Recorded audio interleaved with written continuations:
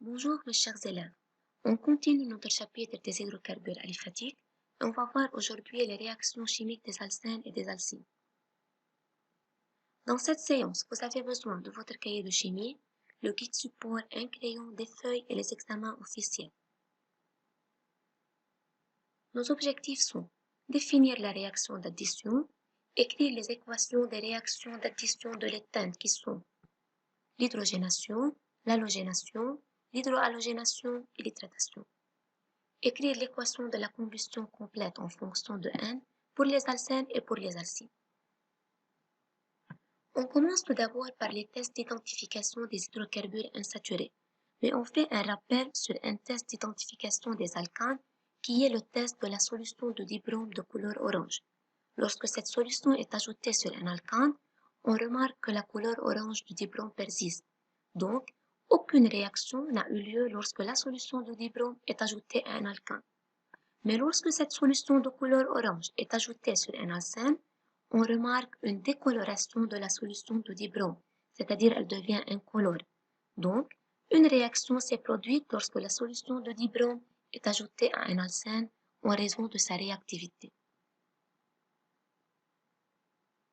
À la différence des alcanes, les alcènes ont un site réactif qu'on le nomme encore le groupe fonctionnel. Quel est le site réactif des alcènes? C'est la liaison covalente double entre les deux atomes de carbone. Cette liaison covalente double est un site riche en électrons. Elle sera donc attaquée facilement par des réactifs. Pour cela, la plupart des réactions chimiques que subissent les alcènes sont des réactions d'addition. Comment se font les réactions d'addition? On remarque que sur cet alcène où il y a une liaison covalente double, lorsqu'une molécule est ajoutée, il y a rupture de cette liaison et un nouvel atome est ajouté sur chaque atome de carbone. Alors la liaison covalente double devient une liaison covalente simple. Les atomes d'hydrogène déjà présents sur les atomes de carbone restent toujours les mêmes avec des nouveaux atomes qui sont ajoutés. On répète alors qu'il y a une rupture de la liaison covalente double et chaque atome de carbone de la liaison covalente double fait une nouvelle liaison covalente simple avec un atome de la molécule réagissante avec cet alcène. L'addition sur un alcène transforme toujours la liaison covalente double entre les deux atomes de carbone en une liaison covalente simple. Les réactions d'addition des alcènes. On va voir la première réaction d'addition, addition de dihydrogène appelée encore hydrogénation. Cette réaction se fait en présence de la chaleur et du nickel comme catalyseur et donne un alcane comme produit. Alors l'alcène plus H2 en présence de nickel et de la chaleur nous donne un alcane.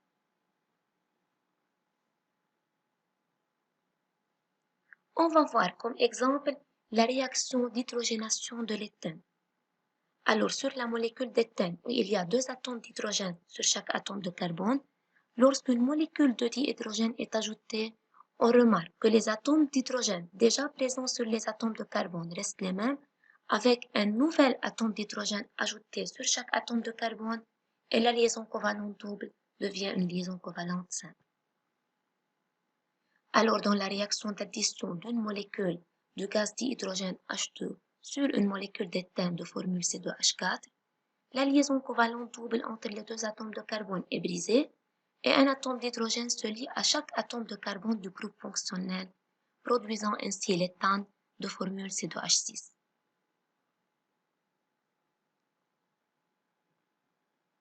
On va voir l'équation de cette réaction d'hydrogénation en utilisant les formules moléculaires. C2H4 plus H2 nous donne C2H6. Et encore, l'équation de la réaction d'hydrogénation de l'éthane, mais en utilisant aujourd'hui les formules semi-développées. Alors CH2, CH2 plus H2 nous donne CH3, CH3. Alors un nouvel atome d'hydrogène est ajouté sur chaque atome de carbone et la liaison entre les atomes de carbone est devenue une liaison covalente simple.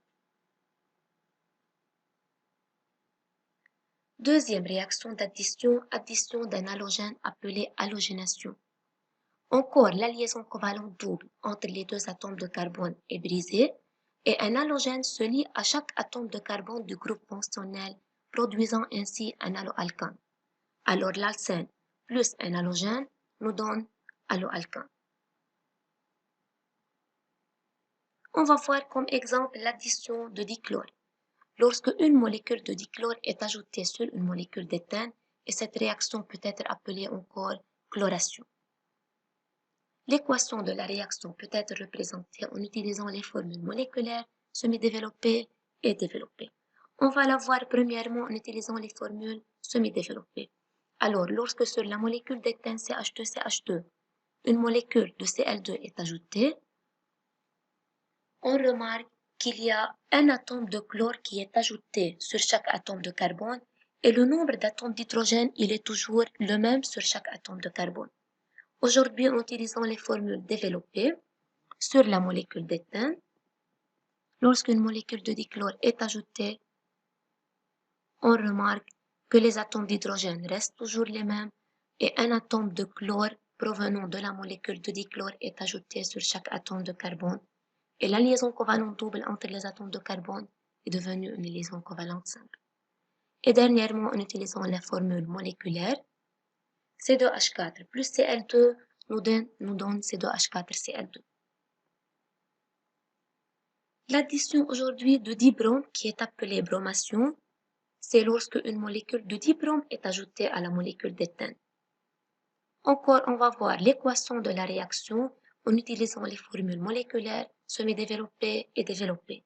On commence avec la formule semi-développée CH2CH2 plus une molécule de dibrome nous donne CH2Br, CH2Br.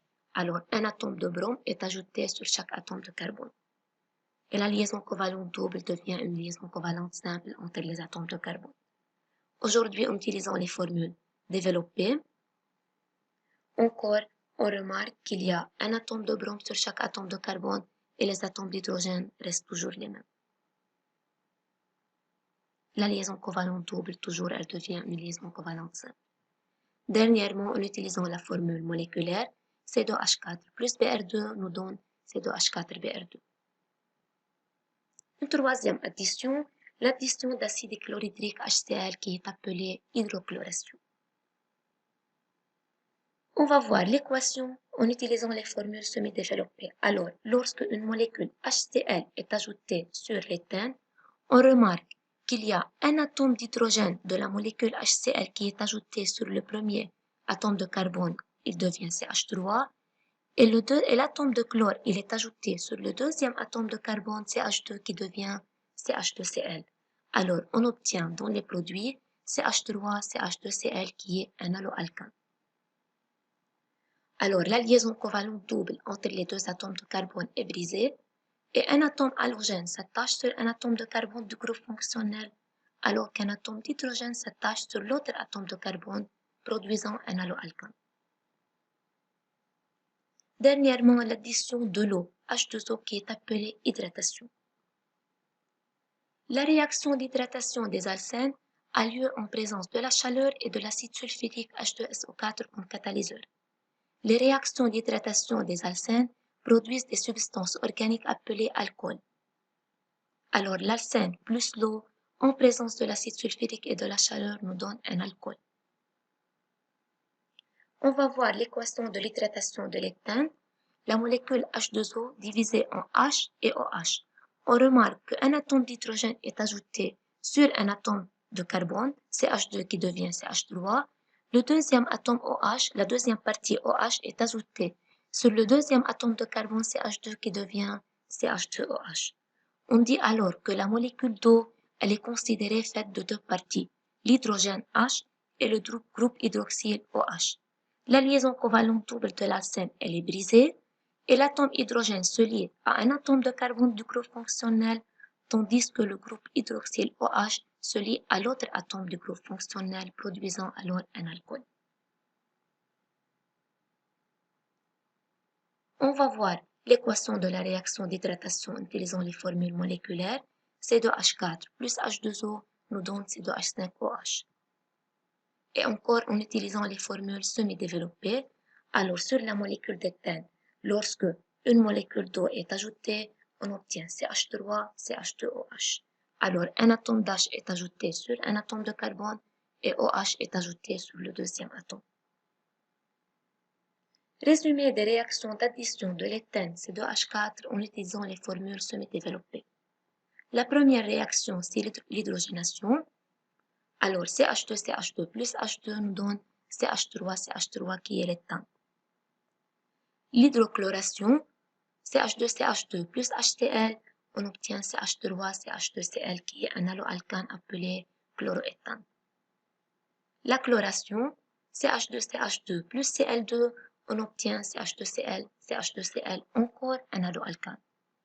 Et dernièrement, l'hydratation, CH2, CH2 plus H2O nous donne un alcool qui est CH3, CH2OH. Aujourd'hui, la réaction de combustion. Tous les hydrocarbures, y compris les alcènes et les alcynes, peuvent subir une réaction de combustion complète en présence d'un excès de dioxygène pour produire du dioxyde de carbone et de l'eau sous forme de vapeur d'eau. On commence par la combustion des alcènes.